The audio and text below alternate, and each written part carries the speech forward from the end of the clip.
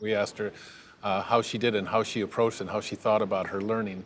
And she did some of the things that a lot of people did. She worked hard, she studied, but she had a visualization approach that was very interesting.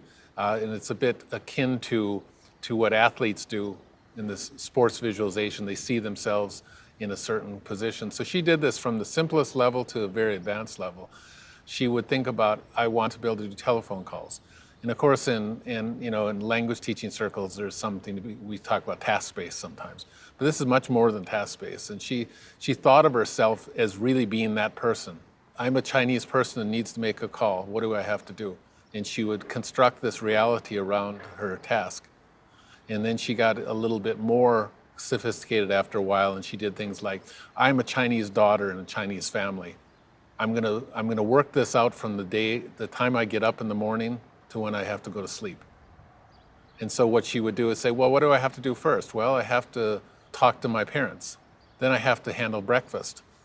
And then I have to find out how am I gonna get to school? And I have to do all this stuff. So she walks through it like that. And then later, of course, you can imagine this could expand to much more sophisticated tasks. Well, now I imagine myself as an attorney in China, and now I have to figure out how to talk to a client.